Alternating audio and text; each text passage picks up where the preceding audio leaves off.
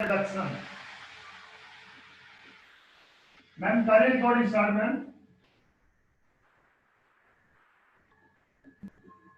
HI red phosphorus, ये HI और red phosphorus की रिएक्शन ले रही है, शायद बहुत नीचे हो गए।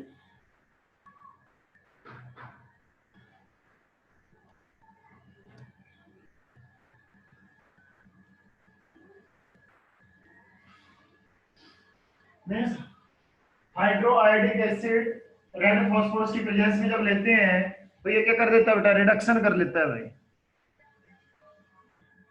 ठीक है, तो देख सकते हैं आप, जैसे RCHO प्लस 4HI ले लिया बेटा आपने, रेड फास्फोरस हीट कर दीजिए, RCH3 प्लस I2, 2I2 बनेगा बेटा, और प्लस में क्या हो जाएगा आपके पास H2। इसी तरह से आपने ले लिया, सपोज करो कीटोन ले रहे हैं बेटा, 4HI red phosphorus heat RCH2R plus H2O, ये हो जाएगा बेटा। अब नेक्स्ट जो आता है आपके पास, that is पॉन्डोर्फ Varale reduction, पॉन्डोर्फ Varale reduction. तो बेटा एक मैंने आपको चीज करवाई थी ना, कौन सी, Oppenauer oxidation. This is the reverse of Oppenauer oxidation. जो ओपोर्नियर ऑक्सीडेशन है उसका रिवर्स है बेटा ये पॉन्डोर्फ वर्ले रिडक्शन। देखें क्या होगा बेटा इसमें, in this reaction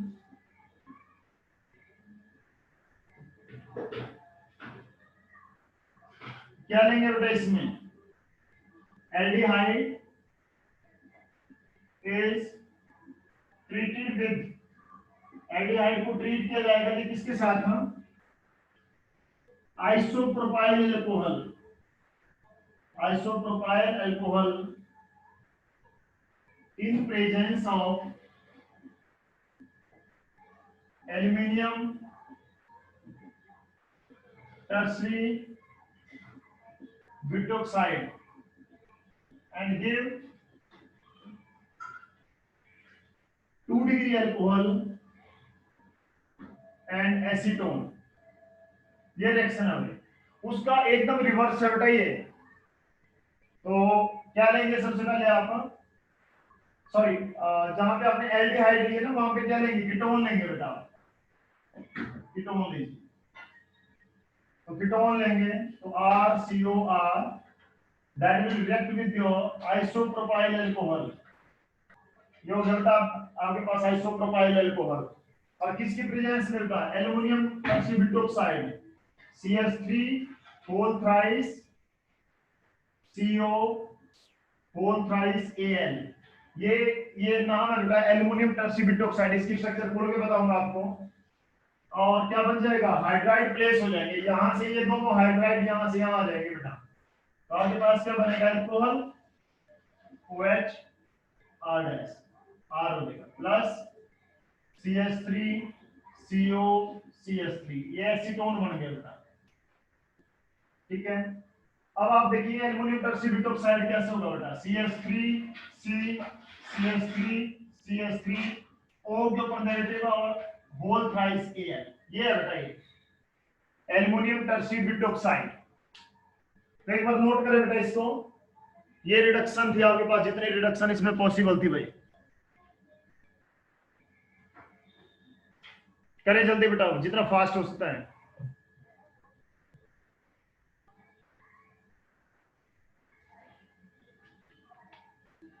with ammonia, ammonia के साथ रिएक्शन में।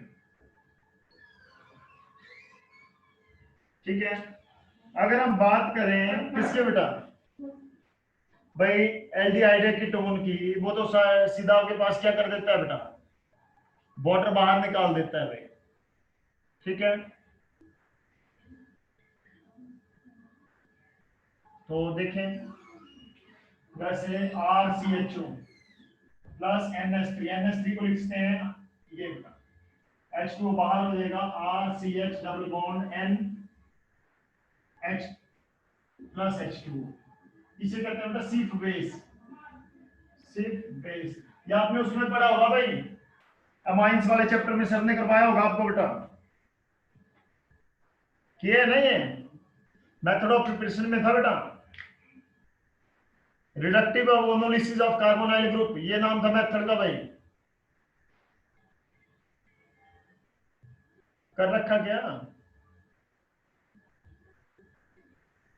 अगला ध्यान रखें बेटा, फॉर्मल्डिहाइड ले लिया हमने, ये आपको उसमें कन्वर्जन में भी था, फॉर्मल्डिहाइड प्लस अमोनिया क्या बनाएगा बेटा, ये देखें, आपने क्या करना, एक एन लिया, एक CH2 ले लो, इस तरफ CH2, N N CH2 यहां जोड़ दो, हेक्सागन बना दो बेटा इस तरह से, पहले सबसे पहले आपने हेक्सागन बना दिया। अब इसमें क्या करना है आपने, यहां से CH2N ऐसे जोड़ देना, जितने भी 3 नाइट्रोजन है ना, इनको बीच वाले नाइट्रोजन के साथ जोड़ना है, और बीच में क्या ले लो बेटा, कार्बन ले लो, CH2 ग्रुप ले लो, मिथाइलिन ग्रुप ले लो, CH2N CH2N, ये जो बना ना बेटा कंपाउंड, क्या नाम है इसका भाई, हेक्सामिथाइलिन, देखें हेक्सामिथाइलिन टेट्रा एमाइन, ये बेटा इसका नेम हो जाएगा, या जो कॉमन नेम है इसका वो क्या है, कोई बताएगा बच्चा मुझे, कल किसी ने डाउट पूछा है इसका, बोलो क्या नाम है बेटा इसका, यूरोट्रोपाइन। यूनोट्रोपाइन, ट्रोपाइन। हाँ यूनोट्रोपाइन, UINO है या UNO है डायरेक्ट, सर URO। अच्छा यूरो है, URO। यूरो नहीं यूरो, यूरोट्रोपाइन, ये बेटा इसका कॉमन नेम हो जाएगा भाई। तो कई बार सर आपको इसकी मैकेनिज्म बता दो बार। मैकेनिज्म नहीं है बेटा इसका, ज्यादा कोई और लिंक नहीं है, जिसका पॉसिबल हो ना, जिसका आपको मतलब जरूरत पड़ सके वो चीज है, आपको हुआ कुछ नहीं है, जस्ट 6 यहाँ पे ये लिए हैं और 4 ये लिए बेटा, तो ये क्या करता जाएगा, अमाइन ग्रुप के ऊपर अटैक करता जाएगा बेटा, तो अमाइन ग्रुप के साथ होगा, और यहाँ से हाइड्रोजन निकलती जाएंगी आपके पास, ये किया गया और कुछ नहीं है, तो इसका मैकेनिज्म बहुत कॉम्प्लेक्स रहेगा, तो इसमें इतना ज्यादा जरूरत नहीं है आपको कि भाई हाँ कहीं कहीं यूज होगा इसका मैकेनिज्म बेटा, तो ये चीज।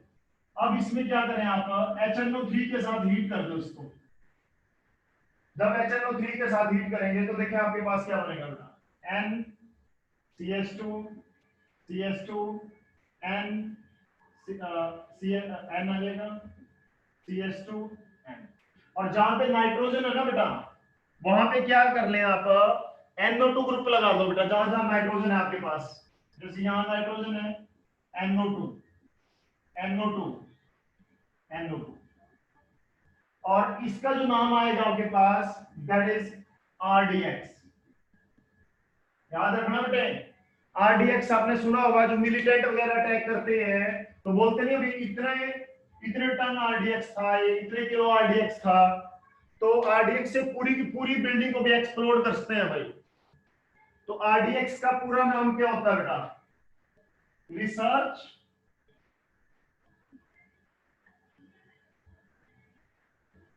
डेवलपमेंट एक्सप्लोसिव, ये नाम हो जाएगा बेटा इसका, रिसर्च डेवलपमेंट एक्सप्लोसिव, करें बेटा, नोट करें इसको। या चलो एक और रिएक्शन देख लो इसकी, रिएक्शन विद पोटेशियम साइनाइड, दूसरी रिएक्शन देख लो, reaction with potassium cyanide,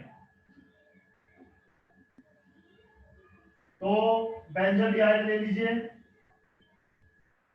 2 molecule आपने बेंजोडिहाइड के लेने हैं, KCl के साथ रिएक्शन पोटेशियम साइनाइड बेटा, तो क्या होगा, ये हाइड्राइड यहां से शिफ्ट होके यहां लग जाएगा बेटा, यहां नहीं सॉरी इसके ऊपर लगेगा, क्या नाम, ये जो ऑक्सीजन है इसके ऊपर अटैच हो जाएगा बेटा, और ये CO ग्रुप यहां से इसके साथ अटैच होगा, तो देखिए आपके पास क्या बनेगा, CO CHOH, इस तरह से होगा, ये बन जाएगा बेटा। और इसे जो कहते हैं बेटा, इसे कहते हैं बेंजोइन, ठीक है, बेंजोइन कह देंगे जिसको, बेंजोइन कंडेंसेशन नाम भी है इस रिएक्शन का, बेंजोइन, जिसमें एडजेसेंट पोजीशन पे कार्बोनाइल और ये ग्रुप होंगे, इसे बेंजोइन कह देंगे बेटा। और रिएक्शन का नाम क्या बता दिया आपको, benzoin condensation, benzoin condensation reaction. एक बार करें बेटा नोट इसको, इंपॉर्टेंट है। रिएक्शन सब क्या होती है बेटा, पॉलीमराइजेशन रिएक्शन, जिसमें क्या होता है, एक मॉलिक्यूल जो है, बहुत सारे मॉलिक्यूल मिलके सिंगल मॉलिक्यूल दे देते हैं बेटा। जैसे मान लो पॉलीथीन है, तो पॉलीथीन क्या होता है आपके पास, इन विच a large number of ethene molecule are combined with each other। और नेक्स्ट जो हमारे पास यही है पॉलीमराइजेशन रिएक्शन। पॉलीमराइजेशन रिएक्शन क्या होगी, पॉली मींस मैनी, मर मींस यूनिट, जिसमें बहुत सारी यूनिट प्रेजेंट हो बेटा, उसे कहते हैं पॉलीमर्स।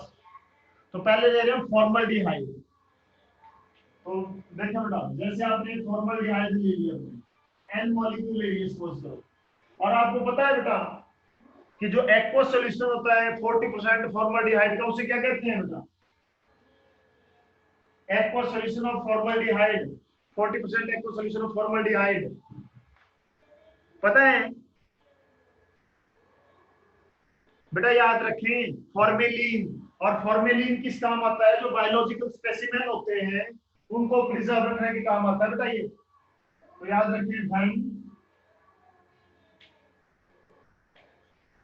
40% एक्वस सॉल्यूशन, और ये क्या है बेटा, फॉर्मेलिन नाम है इसका, is heated then it give solid substance, क्या कहेंगे इसको, पैरा फॉर्मल्डिहाइड, पैरा फॉर्मल्डिहाइड, याद रखना। जो फॉर्मेलिन होता है, जब आप उसको हीट करते हो बेटा, मैम टाइम बता देना मुझे, हीट करते हो तो उसमें क्या हो जाएगा, सॉलिड सब्सटेंस बनता है, और उसे कहते हैं हम क्या, पैरा फॉर्मल्डिहाइड, चेन बन जाएगी। एन मॉलिक्यूल लिए हीट कर दीजिए, CH2O CH2O CH2O, ऐसे बनते जाएंगे बेटा अपने पास ही एन, इसे कहेंगे पैरा फॉर्मल्डिहाइड। जी हाँ, ये बन जाएगा बेटा पैरा फॉर्मल्डिहाइड। और जब आप क्या करते हो, when gases formaldehyde is heated, या स्टैंड कर दो, स्टैंड मतलब उसको एलजीडी छोड़ देना, stand, then it give metal formaldehyde. तो ये ऑर्थो पैरा मेटल नहीं है बेटा, जो कॉमन है में मेटल फॉर्मल्डिहाइड। देखें इसमें आपको क्या करना है, CH2 जैसे करेंगे, HCHO HCHO HCHO, तीन मॉलिक्यूल ले लेंगे बेटा इसके, तो एक ट्राइमर बनाएगा आपके पास। ट्राइमर का मतलब है तीन मॉलिक्यूल मिलके सिंगल दे देंगे जी। देखें तो आपके पास किसकी प्रेजेंस में इसकी रिएक्शन टेक्स प्लेस होती है, सीधा आपने क्या करना है, एच भी छोड़ दो उसको, कोई हिलाना नहीं है इसको। तो CH2O CH2O CH2O CH2, ये जो बनेगा बेटा स्ट्रक्चर, इसी को क्या कहते हैं, मेटा फॉर्मल्डिहाइड। याद रखो बेटा इसको, मेटा फॉर्मल्डिहाइड, ठीक है, पे हो जाएगा बेटा आपके पास।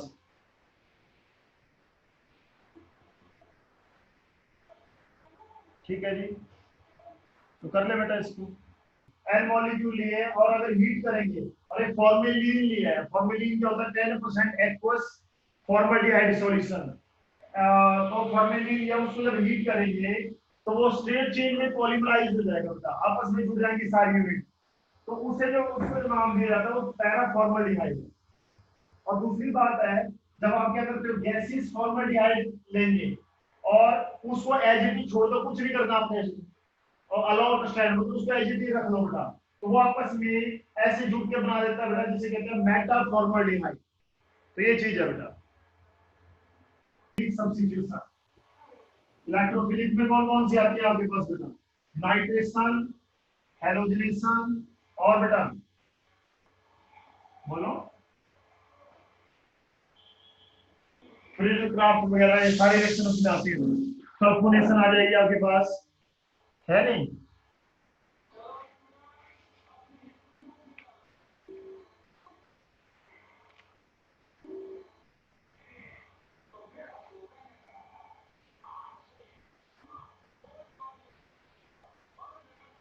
जर्नल से रिएक्शन ले लेते हैं आपके पास।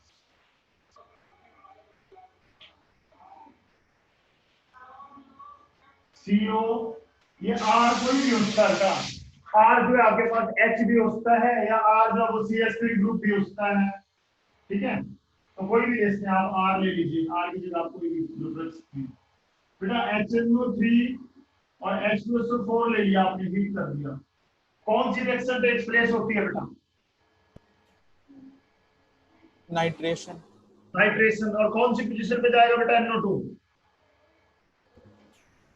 सर ऑर्थो या पैरा? ऑर्थो बेटा बेटा ये जो COR ग्रुप है वो विथड्रॉइंग है, तो इसका मतलब क्या करेगा? ऑर्थो पैरा तो इलेक्ट्रॉन डेंसिटी को डिक्रीज करेगा, इसलिए कहां पे अटैक होगा? मेटा पोजीशन के ऊपर अटैक होगा जी। याद रखना इस चीज को, COR है तो केवल मेटा पे जाएगा NO2 बेटा, इस तरह से होगा जी। आप सल्फोनेशन कर लीजिए, H2SO4 SO3, सल्फोनेशन आ गई जी, तो ये भी कहां पे जाएगा? मेटा पोजीशन के ऊपर। कौन सा ग्रुप लगता है बेटा इस केस में? SO3H। SO3H, ये लग जाएगा बेटा, प्लस H2O। अब बेटे अब क्या कर लिया आपने? अब आप करवा रहे हो Br2AnCl3, क्या नाम है रिएक्शन का? हैलोजनेशन। कहां पे जाएगा Br बेटा?